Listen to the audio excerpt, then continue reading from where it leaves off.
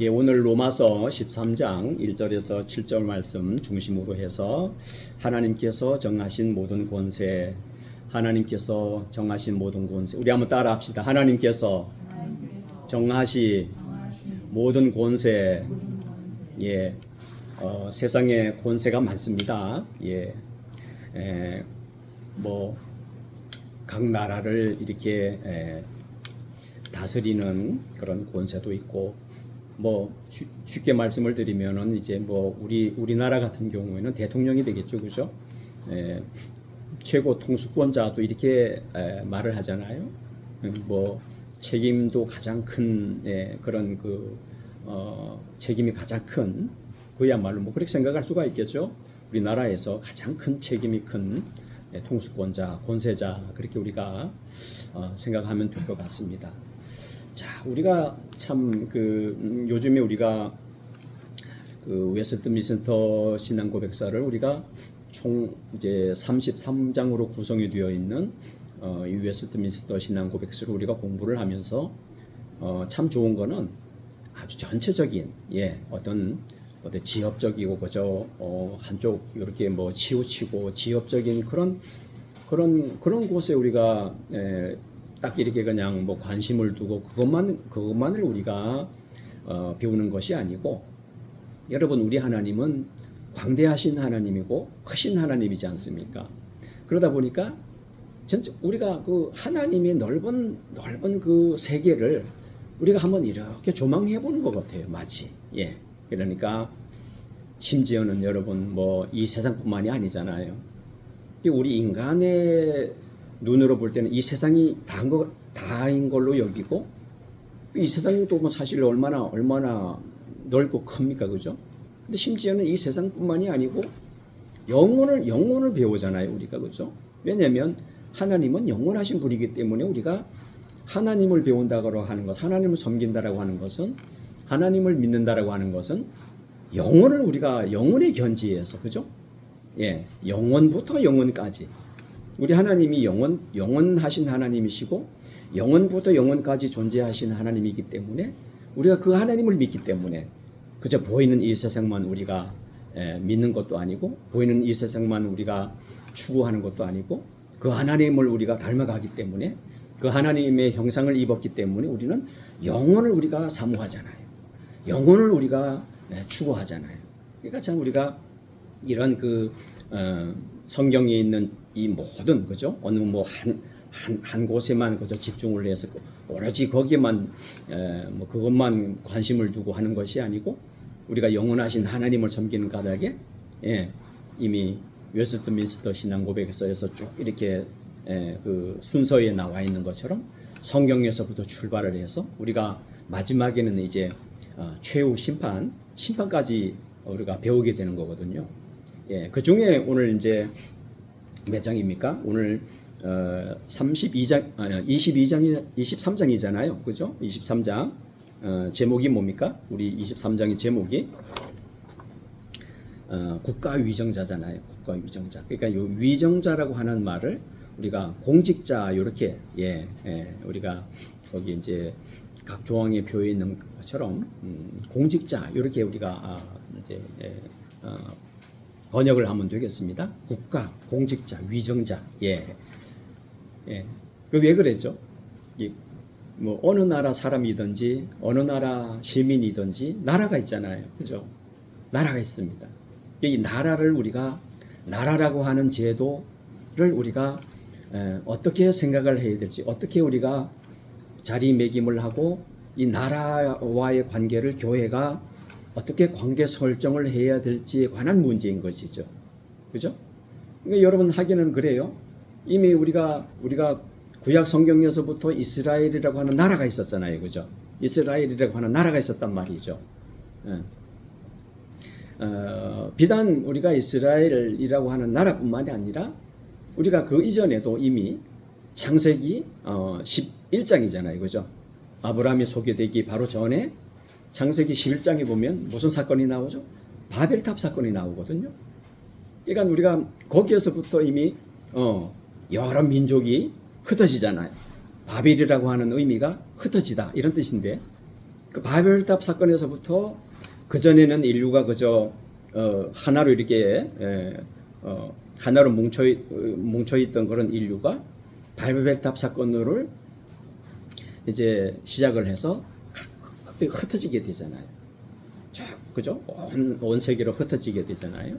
그러니까 거기에서부터 우리가 나라, 국가라고 하는 개념을 우리가 볼 수가 있는 것이고, 그 다음에 이제 신약 시대에 이제 접어들게 되면 우리가 생각해 볼 수 있는 것이 사도행전에 나와 있는 사도행전 17장에 나와 있는 그 사도 바울이 아덴이라고 하는 그 도시에서 전도를 할 때 한 말씀이 있거든요. 이것을 우리가 먼저 좀 이제 한번 살펴보려고 그러고, 그 다음에 우리 오늘 본문에 나와 있는 사도 바울이 유명한 말이잖아요, 그죠? 이 대표적인 우리가 그 나라 권세에 대해서 이 세상의 권세에 대해서 우리가 말씀을 살필 때 아주 대표적인 그 성경이라고 볼 수가 있는 이 로마서 우리 13장 1절에서 오늘 그 7절 말씀까지를 한번 개략적으로 한번 살펴보고 이렇게 하고 한번 좀 결론을 맺어보는 그런 시간을 우리가 한번 가져보려고 합니다. 자, 먼저 한번 본문 말씀을 한번 우리 잠깐 한번 좀 보려고 합니다. 1절에서 이렇게 말을 합니다. 사도 바울의 말인데 각 사람은 이렇게 표현을 해요. 그러니까 여기는 그저 뭐 아주 뭐 좀 그 이렇게 어떤 사람이든지 다 해당이 된다 이런 말씀 아니겠어요, 그죠? 예외가 없다. 예, 좀 의미심장한 그런 표현이라고 봅니다. 각 사람은 어떤 사람이든지 어떻게 보면 이렇게 그냥 딱 묶어버리는 거예요. 딱 묶어버리는 거예요. 좀 다소 좀 이렇게 뭐라고 그럴까요? 좀 권위가 느껴지는 각 사람 모든 사람이죠. 모든 사람, 각 사람 위에 있는 권세들에게 복종하라 이렇게 말을 하는데 여기에 말하는 위에 있는 권세라고 하는 것은 그 나라를 통치하는 아까 말씀을 드린 대로 그죠? 공직자를 말하는 거죠. 우리가 지난번에 공부를 또 할 때도 우리가 그 말씀을 좀 공부를 했지만은 복종하라고 말을 하는 거거든요. 그러니까 각 사람은 모든 사람 예외가 없다. 그 다음에 복종하라. 다소 좀 강한 어조로 말을 하고 있죠. 이게 사실은 여러분 이게 심각합니다. 왜 그러냐면 이 지금 신약 시대잖아요. 초대교회라고 하면은 여러분 그 이제 이스라엘을 다스리던 그 나라가 어떤 민족입니까? 로마 제국이란 말이에요. 이 로마 제국 하면 여러분 오늘날 우리처럼 이런 뭐 자유로운 시대가 아니잖아요. 거기는 그 이제 전체주의라 이렇게 말하면 전체주의 이게 뭡니까? 그냥 황제 말 한마디면 그게 법이 되고 안 할 수가 없는 강제적인 성격이 짙은 그런 그 정치가 뭐예요? 그게 전체주의예요. 로마 제국이 지금 지배를 받고 있는 그 상황이에요. 그 시대를 살았잖아요. 누가? 예수님도, 제자들도, 베드로도, 바울도 그 시대를 살았단 말이죠. 그 시대를 살면서 사실은 얼마나 힘이 들었겠어요? 피박이 아주 굉장했잖아요. 그죠? 사자밥이 되고 말이에요. 맹수한테 그냥 맹수 먹잇감이 되고 그게 전체주의예요. 근데 이렇게 말을 하는 거거든요. 사도 바울이 뭐라 그래요? 예외 없다. 모든 사람들은 위에 있는 권세들에게 복종하라 이렇게 얘기를 해요. 우리가 얼핏 생각하기로는 야 싸워라. 싸워서 하나님 좀 자유롭게 섬길 수 있는 그런 나라 만들어 가자. 싸워라. 이렇게 말할 법도 하지 않아요? 왜요? 무고한 성도들이 죽어가던 시기 아닙니까? 순교한 사람이 한둘이 아니잖아요. 그런데도 이렇게 말을 하는 거거든요. 여기에 왜 이렇게 사도 바울이 이렇게 말을 할 수밖에 없는 어떤 이유가 타당한 근거가 있지 않겠어요, 여러분? 그죠? 우리가 그것을 좀 알아가야 된다는 거죠. 권세는 하나님으로부터 나지 않음이 없다. 이렇게 말을 해요. 그러니까 하나님께서 그죠? 모든 권세는 하나님께서 정했다. 그렇기 때문에 복종해라. 이런 논리가 되는 거죠. 2절 말씀입니다. 그래서 권세를 거스리면은 하나님의 명을 거스립니다. 아주 이렇게 못을 박아버려요. 거스리는 자들은 심판을 자취하리라. 3절 다스리는 자들은 선한 일에 대해서 두려움이 되지 아니하고 악한 일에 대해서 된다. 내가 권세를 두려워하지 아니하렸느냐? 선을 행하라. 그리하면 그에게 칭찬을 받으리라. 우리가 지난번에 공부할 때 그저 우리가 제가 좀 이해를 돕기 위해서 권선징악이라고 하는 그런 표현을 썼는데, 이리 우리가 넓은 의미에서 보면 그렇게 이해를 하면 됩니다. 그죠? 왜냐하면 인간이라고 하는 것이요, 사람이라고 하는 것이 타락한 존재이기 때문에, 타락을 했기 때문에 그렇잖아요. 어떤 그 권세가 있지 아니하면은 어쩔 수 없이 그만 사람들은 자기 자유대로 내 마음대로 그렇게 세상을 살아가잖아요. 그죠? 그걸 어떻게 규제를 하겠어요? 그런 인간의 그 욕심을 어떻게 누가 막겠어요? 그죠? 그런 이유 때문에 하나님께서 이런 나라라고 하는 제도를 이렇게 만드셨고, 하나님께서 그래서 그 위에 권세자들을 두셨다. 이렇게 우리가 이해를 하면 되겠습니다. 4절 말씀 보시게 되면 권세자죠. 권세자는 바로 하나님의 사역자이다. 그죠? 참 놀랍지 않아요? 우리는 사역자 이러면은 그죠? 교회에 이렇게 신학을 전공을 해서 교회 목사라든가 장로님이라든가 우리 교회 직분자들을 그저 사역자라고 생각하기가 쉬운데, 하나님의 사역자라고 이렇게 말을 해요. 권세자들을 두고 이게 그죠? 좀 의미가 있죠. 그러니까 하나님은 대리한다라고 하는 말이죠. 그죠? 그런 어떤 목사님이라든가 이런 교회의 어떤 사역을 행하는 사람들이 나라를 다스리는 게 아니잖아요. 그죠? 누군가는 그 역할을 해야 되잖아요. 공적인 그런 직분이라는 거예요. 하나님이 인정한 제도라고 하는 거예요. 그죠? 우리가 조금만 생각해 봐도 그래요. 누군가는 그 역할을 하지 않으면 그 나라가 평안하겠어요? 순식간에 그냥 전쟁이 일어나고 그럴 거 아니겠어요? 그죠? 그러니까 하나님의 사역자라 이렇게 말을 하고, 내가 악을 행하거든 두려워하라. 공연히 칼을 가지지 아니하였으니, 또 하나님의 사역자가 나오죠. 하나님의 사역자가 되어서 악을 행하는 자에게는 진노한다, 보응한다. 이 구절 때문에 요즘에는 이제 이런 주장들을 많이 합니다. 사형제 폐지. 그렇게 아주 심각한 범죄를 저지른 사람을 그렇게 사형시켜 봐도 나라에 별 효과가 없더라. 별로 사회에 악이 줄어들지 않더라. 무슨 효과가 있느냐? 무용지물이다. 그러니 괜히 아까운 목숨 그렇게 사형시킨다고 해서 일이 해결되는 것도 아니고, 그러니까 우리가 인도주의 정신에 따라서 그래도 종신제를 하든지 살려두자 이렇게 얘기를 하는 거거든요. 사형제 폐지를 많이 얘기를 하는 거거든요.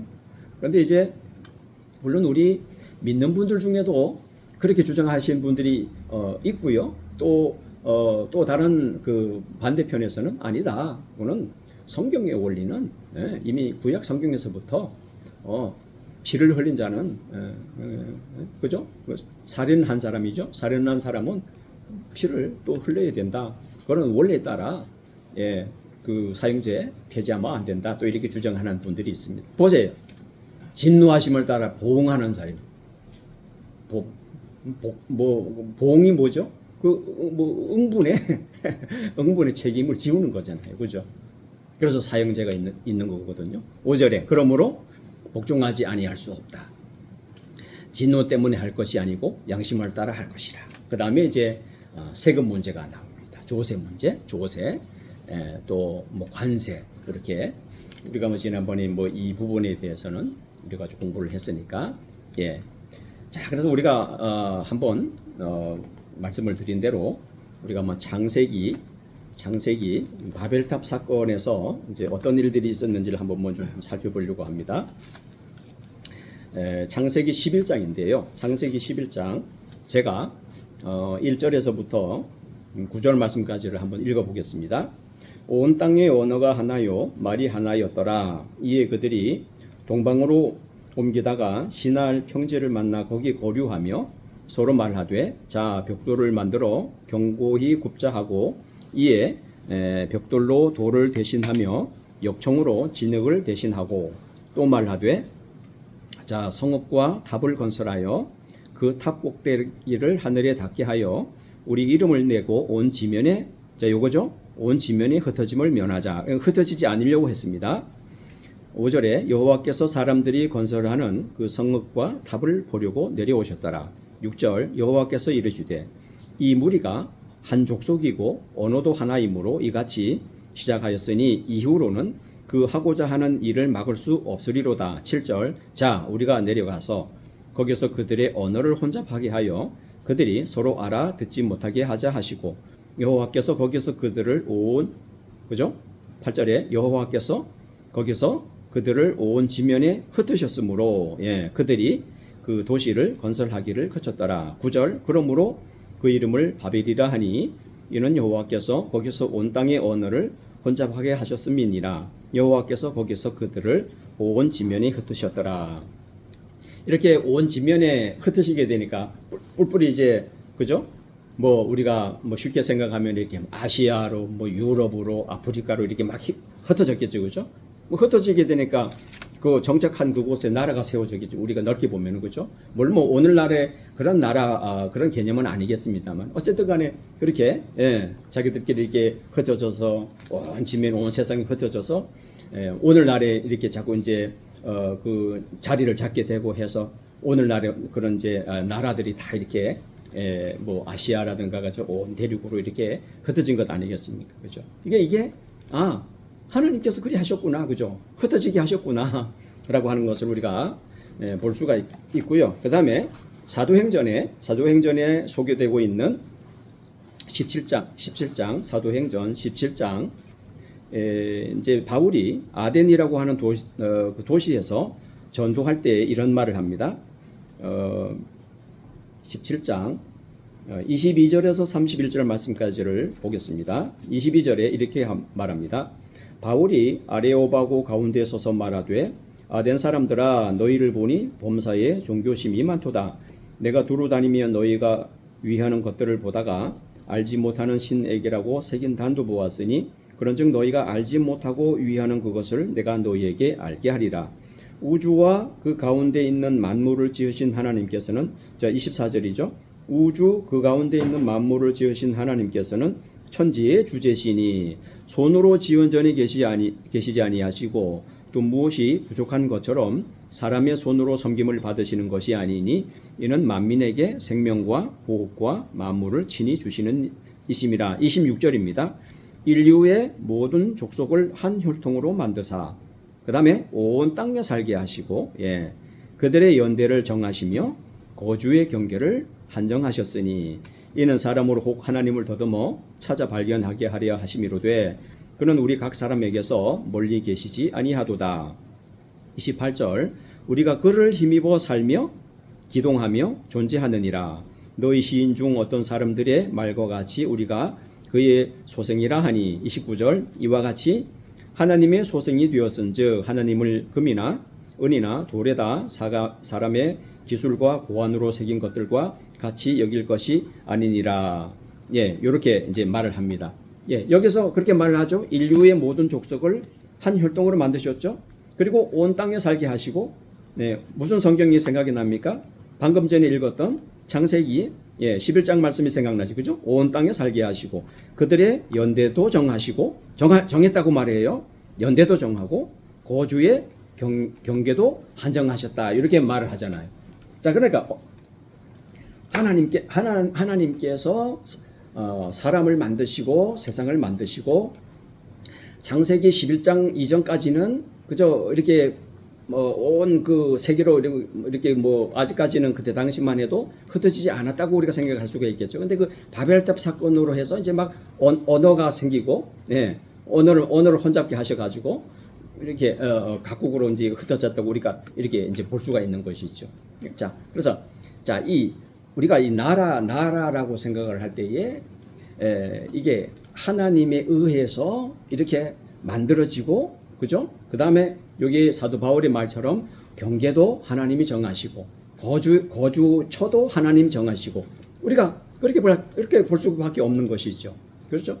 근데 이제 이러한 그 어떤 나라라든가 이런 것을 생각할 때에 신앙이 없는 분들은 그런 학자들은 뭐 여러 가지 썰을 얘기합니다. 그래서 그 나라라고 하는 것은 그죠? 그 이제 그 지배를 받는 그 피지배층이 그 약속을 한 거야. 그냥 그렇게 하기로 약속했기 때문에 그냥 그렇게 나라들이 만들어진 거야. 뭐 또 이렇게 또 뭐 얘기를 한다든가, 혹은 또 뭐 유명한 사회 계약설이라고 하는 그런 이제 그 주장도 있습니다. 뭐 어떤 그 사회적으로 하나의 그 뭐 약속을 했다 이런 얘기겠죠, 그죠? 사회 계약설. 뭐 그런 이제 그 어떤 그 썰도 있고 그렇습니다. 그러나 여러분 우리가 우리의 믿음은 뭐 그런 어떤 사람이 서로 뭐 약속을 한다든가 아니면 지배를 받는 비지배층에 있어서 그렇게 뭐 동의 그렇게 하자 이렇게 해서 이 나라라고 만들어진 것이 아니고 누가 만든 제도라고 하는 거예요. 누가 만들었어요? 하나님이 만드신 제도라고 하는 거죠. 예. 여러분 웨스트민스터 신앙 고백서에서 아주 잘 표현해주고 있습니다. 그런 문제에 대해서. 자, 그러니까 여러분 오늘 이제 이 말씀을 두고 생각을 할 때에 우리는 이제 우리가 이 나라와의 관계를 어떻게 관계 설정을 어떻게 해야 될까라고 하는 그런 문제가 이제 여기서 나오게 됩니다. 그죠? 이게 굉장히 중요합니다. 왜냐하면 지금까지 역사적으로 이 관계 설정을 잘못하는 바람에 나라를 적대시하는 그런 믿음도 있습니다. 적대를 해버려요. 협조를 안 해요. 그래서 우리 남자들은 일정한 연령이 되면은 나라에서 징집을 하잖아요. 그죠? 징집을 합니다. 그러면 이제 남자들은 이제 나라를 지켜야 됩니다. 일정한 기간 동안에는. 뭐 지금은 기간이 어떤지 모르겠는데, 그죠? 그러면은 그게 나라의 법에 의해서 그래서 그 나라를 지켜야 되는 거 아니에요? 그런 나라의 법이 있습니다. 그런데 어떤 그 종교에서는 그거를 부정해 버리고, 그렇게 뭐 피를 흘리는 거고 비성경적이지 않느냐고라고 그렇게 해가지고 그죠? 차라리 교도소에 가는 걸 택하는 그런 종교도 있잖아요. 그런 일들이 많이 있습니다. 이게 관계 설정을 어떻게 해야 되느냐? 또 어떤 종교는요, 국가가 교회를 관리해야 된다고 이렇게 생각을 해요. 나라가 교회를 책임을 져야 된다. 관리를 해야 된다. 터치를 해내는 거죠. 이제 나라 법에 의해서 교회가 다스림을 받아야 되는 종교를 나라가 그렇게 관여를 해야 된다. 이렇게 믿는 그런 종교도 있습니다. 이런 문제 결국에 왜 이런 일들이 발생을 할까요? 성경에 뒷받침되지 않는, 혹은 성경을 잘못 이해해서 벌어지는 일들이죠. 그러니까 여러분 우리가 이 나라에 대한 이 말씀을 우리가 아는 것이 얼마나 중요하라고 하는 것을 알 수가 있겠죠. 자, 이게 결국에 가서 우리가 우리의 그 어떤 것을 드러내기라고 하기보다는 여러분 하나님이 원하시는 어떤 그런 믿음이 있는 거 아니겠어요? 그죠? 하나님이 세상을 만드시고 하나님이 사람을 만드시고 또 나가서 하나님이 사람이 거주하는 그 경계도 하나님이 정하시고, 그죠? 연대도 거주의 연대, 그다음에 그 기한도 하나님이 정하셨다라고 한다면 그 하나님의 어떤 그 목적과 뜻이 있지 않겠어요? 이것을 우리가 알아야 된다라고 하는 거죠, 그죠? 그래서 알지 못하면 결국에 가서 우리가 하나님을 기쁘시게 할 수도 없는 것이고, 나라에 대해서도 우리가 비협조적이 될 수도 있는 거고, 나라를 안 지키려고 하다 보면 뭐 나라가 전쟁이 일어날 수도 있는 일이고, 이런 여러 가지 일들이 발생할 수밖에 없지 않겠어요.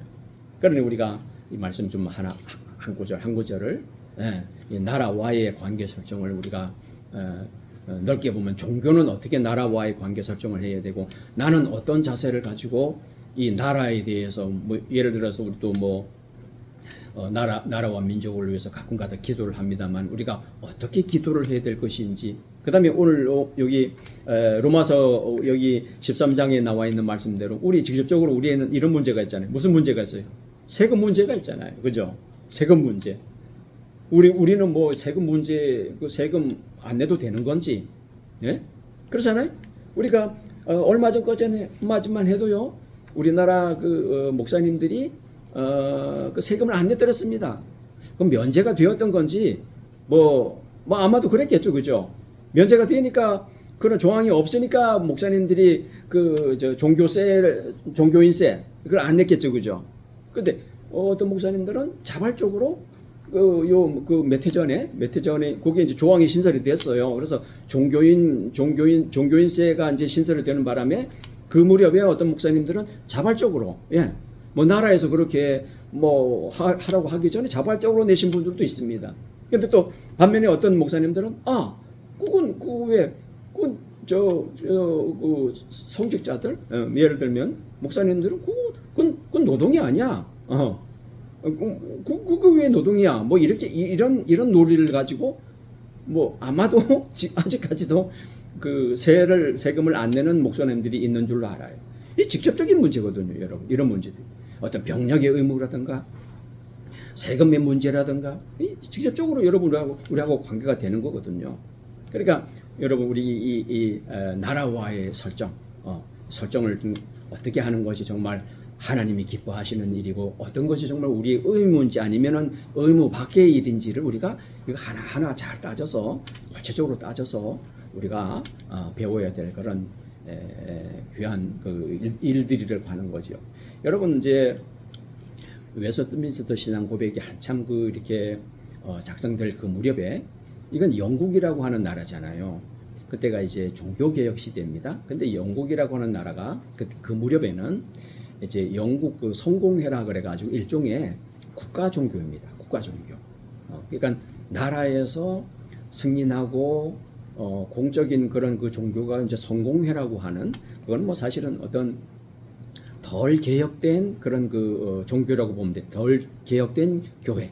사실은 뭐 그 이전에는 이제 로마 가톨릭이었는데, 이건 로마 가톨릭도 아니고, 그렇다고 해서 우리와 같은 어떤 분명한 개혁이 된 그런 그 개신교도 아니고, 그야말로 어중간하게 그 중간쯤이라고 보면 됩니다. 그러니까 아직까지는 뭐 굉장히 그 성공회의 예배 모습을 보게 되면은 아주 화려하죠. 의식이 많습니다. 그러니까 아직까지 개혁이 덜 된 거예요. 이제 그런 그 나라 어떤 분위기, 그 다음에 이제 그 무렵에 여러분 이제 영국뿐만 아니라 유럽 대부분의 나라에서 막 개혁의 바람이 막 불던 시기거든요. 근데 이제 이미 뭐 어느 정도 뭐라 그럴까요? 이제 그 영국에 있던 그 목사님들이 이제 이 개혁의 어떤 필요성을 이미 공감을 하고 막 이렇게 하려고 하는데, 어려움이 얼마나 심했겠어요. 나라에서는 이미 성공회라고 하는 그 체제 하에서 좀 감시를 하기도 하고, 그죠? 막 여러 그 주장들이, 여러 그 입장을 가지고 있는 목사님들이 모여서, 그죠? 이렇게 논의를 하는 거거든요. 그러니까 이게 쉽지가 않았겠죠. 저마다 내가 가지고 있는 거를 거기다가 이렇게 주장을 해가지고, 그게 이제 뭐라 그럴까요? 그게 그런 신앙으로 되기를 원했겠죠, 그죠? 그러다 보니 이걸 많은 목사님들이 모여가지고 의견을 듣고 뭐 이렇게 해서 그 한 목소리를 낸다고 하는 게 얼마나 힘들었겠어요, 그죠? 이게 이제 그래서 이런 그때 당시 그 시대상 그런 여러 가지 분위기, 이런 것 때문에 국가 공직자 문제도 나온 거예요. 그런데 사실은 여러분, 사실은 이런 문제가 그때뿐만이었겠습니까, 그죠? 그죠? 그때뿐만 그렇겠습니까? 우리가 조금만 생각을 해보아도 조금 전에 제가 말씀을 드렸지만 초대교회 무렵에는 그 로마 제국이라고 하는 그 무시무시한 억압 아래에서 그 순교를 당하고 피를 흘리고 무려 300년, 400년, 500년 동안은 그런 삶을 살았는데 초대교회 우리 그 신앙의 그 선배들은 말이죠. 그러니까 얼마나 그런 어려운 가운데 살면서 이럴 법도 하잖아요. 야, 이게 뭔 나라야? 우리는 그 시민을 좀 도와주고 좀 잘 살게 해주는 것이 나라 아니야? 그러니까 자, 뒤집어 엎어버리자. 싸우자. 이러기 쉽잖아요. 실질적으로 역사적으로 그런 일들이 많습니다, 여러분. 종교개혁 시대도 그런 정신을 가지고 뒤집어 엎어버려. 전복시켜버려. 이게 뭐야? 그런 목소리를 낸 분들이 또 많거든요. 근데 오늘 여기 말씀이 뭐라고 그래요? 응? 우리 다시 한번 말씀 보겠습니다. 1절 볼까요? 위에 있는 권세들에게 뭐 하라고 말하죠? 복종하라고 그래요. 이게 여러분 오늘날에도 무슨 뭐 인권이니 이런 주장을 하는 분들이 있잖아요. 인본주의죠, 인본주의. 우리 이걸 인본주의라고 생각하면 됩니다. 인본주의가 뭐예요? 하나님이 없는 무신론자들. 인간이 다, 예, 인간이 최고다 이거죠. 인간이 그 어떤 뭐 권리라든가 이런 거를 가장 앞세우는 그런 그 논리가 그게 인본주의 아닙니까? 그러니까 이런 분들은 이게 도무지 왜 그래야 돼? 왜 내가 복종해야 돼? 이런 논리죠. 내 마음대로 자유가 있는데 내 마음대로 살 권리가 나한테 있는데 왜 누가 나를 다치해? 왜 누가 나를 이래라 저래라 해? 이러기가 쉽거든요. 예. 그런데 뭐라 그래요? 사도 바울은 각 사람은 위에 있는 권세들에게 복종하라고 그냥 모두 딱 빠가 버리잖아요. 이 원리가 어디에 있다고요? 권세를 누가 세운다고요? 하나님께서 정하셨다고 그러잖아요. 자, 그런데 우리가 그러면 뭐 사도 바울이 저 유명한 사도 바울이 그렇게 말을 했으니까 맞겠지 뭐. 그럼 인정해. 그런데 여러분 그런데 이 문제가 간단한 문제가 아니잖아요. 그러면 하나님 세운 권세들에게 복종하라고 한다. 도대체가 어디까지를 복종을 해야 돼? 이런 문제가 나오잖아요. 그죠? 무조건 그냥 아무 토 달지 말고 그냥 이유도 없어. 무조건 다 따라야 되느냐? 그런 문제가 또 나오잖아요. 그렇지가 않겠죠. 그죠? 그렇지가 않겠죠. 또 보면 여러분, 이 앞에서 제가 초대교회 500년 동안을 이스라엘 민족을 근동을 다스렸던 나라가 로마 제국이라고 말하는데 그때도 그렇겠지만은 여러분 지금 우리 인간의 역사상 바라볼 때 어디 전부 다 그렇게 좋은 나라였습니까?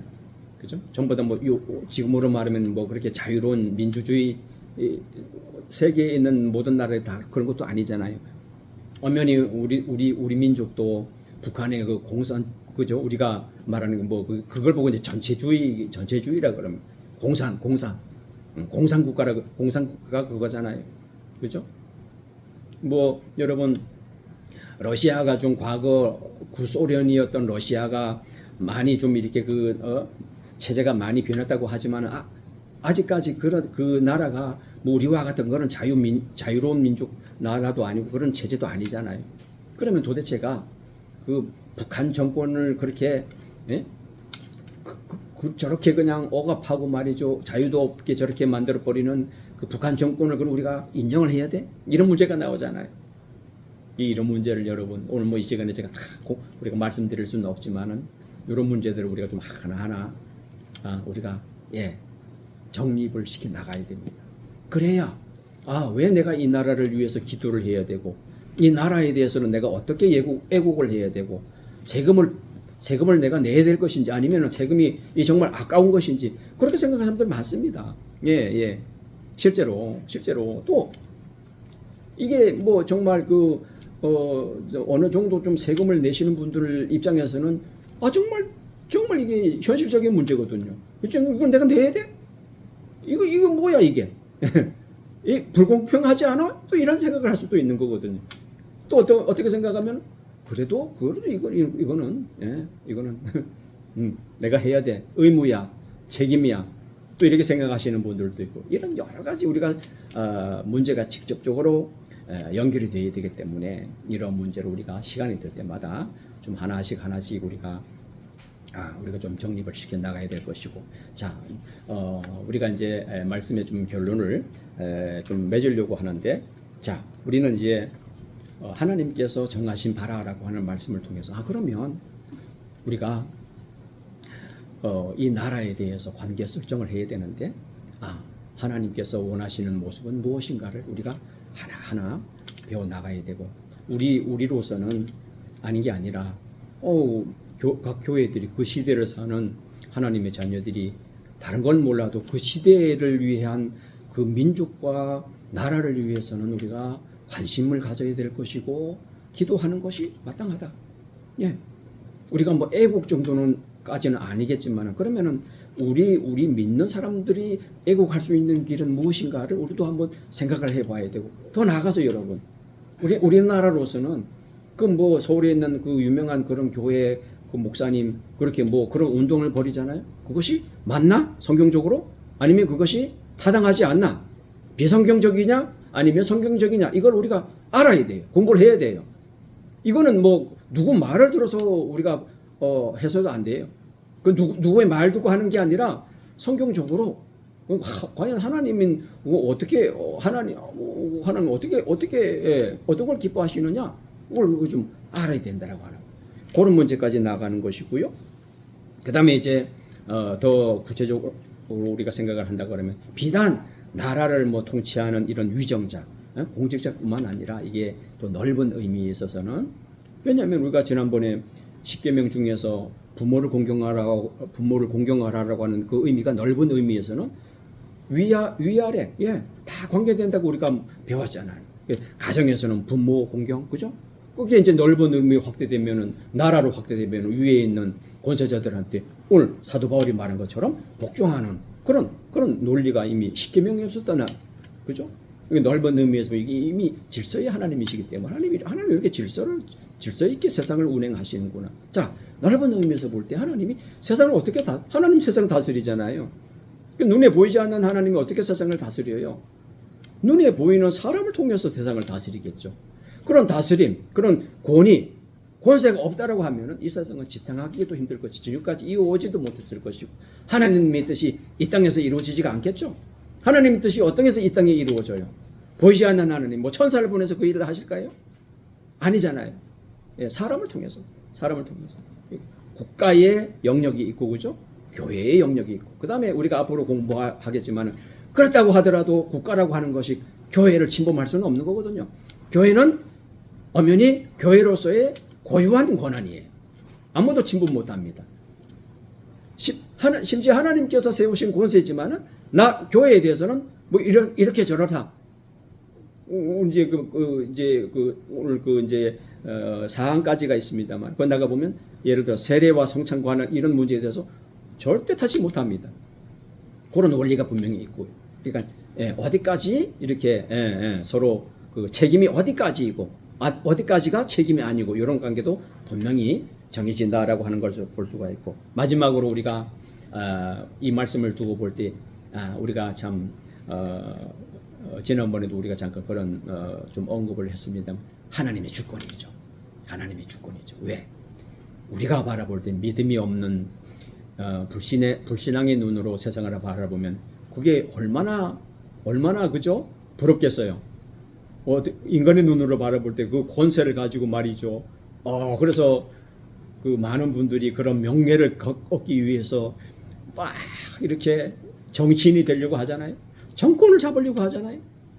어찌 보면 그런 사람들은 그게 마치 내가 뭘 누리고 말이지, 내가 뭘 힘으로 여겨지고, 그게 한마디로 성공으로이라고 여겨져 가지고 그걸 얼마나 그 욕심을 많이 냅니까? 그러나 여러분, 이게 우리가 넓은 시각으로 바라보는 그 시각이 있어야죠. 하나님께서 그리 하신다고 하는, 결국에 가서는 여러분, 이 세상 나라도 영원하지가 않잖아요. 할렐루야. 할렐루야. 세상이 영원하지 않잖아요. 세상 사람들이 그렇게 부러워하는 그 나라에 뭐 대통령 되려고 얼마나 그렇게 애를 쓰고 하다못해 무슨 국회의원 하나 하다못해 뭐 지자체에 무슨 장대기에 위해서 얼마나 그렇게 애를 쓰고 그렇게 합니까? 그러나 그런 것들도 이런 부질없는 거 아니에요? 뭐 왜? 믿음의 눈 안에 믿음의 신앙 없으면 얼마나 부질없어요. 그게 뭐예요? 하나님 없으면 그게 다예요. 내가 누구 위에 군림하려고 그러고 다스리려고 그러고 그렇잖아요. 그러나 여러분 오늘 우리의 시각 믿음의 눈으로 바라볼 때 하나님의 주권 그나마도 하나님이 허락하지 않으면 되지 않는 일이고 그것도 하나님께서 이 세상을 다스리는 방식에 불과하다는 것을 생각하면 우리는 그걸 알잖아요. 할렐루야. 주권적인 하나님을 우리가 알잖아요. 참다운 주권을 가지고 계신 하나님을 우리가 알잖아요. 우리가 그분을 섬기잖아요. 그분을 믿잖아요. 얼마나 행복합니까? 세상에 뭐 대통령 되지 않더라도 뭐 국회의원 되지 않더라도 우리는 참다운 왕을 섬기잖아요. 할렐루야. 영원한 주권을 우리나라뿐만 아니라 대한민국뿐만 아니라 여러분 미국과 러시아와 일본과 저 세계를 다 다스리는 하나님을 섬기잖아요. 하나님의 주권. 하나님의 주권대로 움직이고 하나님의 섭리대로 모든 나라가 결국에 가서는 그렇게 흘러간다라고 하는 그런 고백을 우리가 하나님께 할 수 있으리라 그렇게 믿습니다. 오늘 말씀의 제목처럼 말씀의 제목이 뭐예요? 한번 우리 말씀 제목 한번 하고 마치겠습니다. 시작. 하나님께서 정하신 모든 권세. 어찌 하나님께서 이 세상의 모든 권세만 정합니까? 저와 여러분의 삶도 우리의 영원한 구원도 그죠? 이게 더 중요하잖아요. 그것도 어찌 보면 우리를 위한다고 보면 돼요, 여러분. 세상의 그 모든 것들이 여러분 하나님 자녀를 위한 거예요. 예, 세상에 그 도움을 우리가 혜택을 어찌 보면 혜택을 누리면서 살아가는 그 정부에 그렇잖아요. 정부의 그런 어떤 그런 제도 없이 우리가 어떻게 세상에 이렇게 안전하게 살아갈 수가 있고 어떻게 우리가 삶을 우리에게 지탱을 할 수가 있겠어요. 결국에 보면 주권자 하나님께서 그런 제도를 통해서 나라라고 하는 그런 제도를 통해서 우리가 이 땅에 살아가는 동안에 우리에게 평화가 필요하잖아요. 할렐루야. 평화가 있어야 예배를 드리죠. 그죠? 평화가 있어야 우리가 예배를 드리죠. 그거를 대리 역할을 하는 하나님의 사자가 되어서 그 사람들을 시켜가지고 우리가 도움을 얻는 거예요. 할렐루야. 그러니 우리가 반갑지는 않지만은 그저 기꺼운 마음으로 세금도 낼 수가 있는 것이고 그렇게 되는 거죠. 예. 자, 우리가 그래서 이 시간에 말씀의 결론을 우리가 맺겠는데 결국에 가서는 하나님의 주권, 하나님이 그리 정하신 것이고 하나님이 이끌어 가시고 우리의 유익을 위해서 할렐루야. 우리의 유익을 위해서 교회도 결국에 가서 우리가 넓은 의미에서 볼 때 이 정부가 이 권세가 종교, 교회를 이렇게 보호하지 않으면 이렇게 자유롭게 우리가 예배할 수 없어요. 넓은 의미에서. 예. 시시콜콜 와서 막 이렇게 간섭을 하고 터치를 이렇게 해온다고 생각하세요. 얼마나 피곤하겠어요. 근데 그런 일들이 실제적으로 역사에 많이 있었어요. 초대교회뿐만 아니라 여러분, 우리 그 종교의 그 자유를 얻기까지 여러분, 로마 교회, 로마 가톨릭의 그 중세 1000년 동안의 그 억압과 그런 일들을 많이 겪었잖아요. 그런데 종교개혁 시대를 지나면서 하나님께서 신앙의 자유를 허락해 주셔서 참 하나님 말씀으로 돌아가서 우리가 오늘 우리 개신교회 우리 그 신앙이 바로 그런 신앙 아니겠습니까? 결국에 가서는 온 우주를 이 세상을 만드신 분이 하나님이실 뿐만 아니라 하나님께서 다 다스리고 섭리 가운데 인도하시는 그 과정, 그 모습이 그렇게 나타나게 되는 거리라 믿습니다. 우리가 그런 도움을 입습니다. 그러니 또 나라와 민족을 위해서 우리가 기도하는 것이 당연하고 또 우리가 해야 할 그 어떤 그 책임을 또 다 하는 것도 부당한 일은 당연히 하지 말아야 됩니다. 그죠? 왜냐하면 그 권세가 무한한 권세가 아닙니다. 이거는 그저 하나님께서 주신 그 역할이 분명하게 역할이 분명히 있는 것이고요. 우리가 앞으로 공부하겠습니다. 그렇지 않는 것에 대해서 예를 들어서 그냥 종교의 자유를 침해한다든가 침범하고 이러면 우리는 우리 거기 알맞는 대응을 해야 됩니다. 당연히 그렇게 해야 됩니다. 그럼에도 불구하고 우리가 어쨌거나 넓은 의미에서 볼 때는 하나님의 뜻에 의해서 하나님이 그 다스림에 의해서 되어지는 일이라고 하는 것을 우리가 생각을 하시고 귀한 말씀 통해서 우리가 더욱더 관계 설정을 잘하고 이렇게 하나님을 기쁘게 섬기는 저와 여러분의 모습이 되어지기를 주님의 이름으로 축원합니다.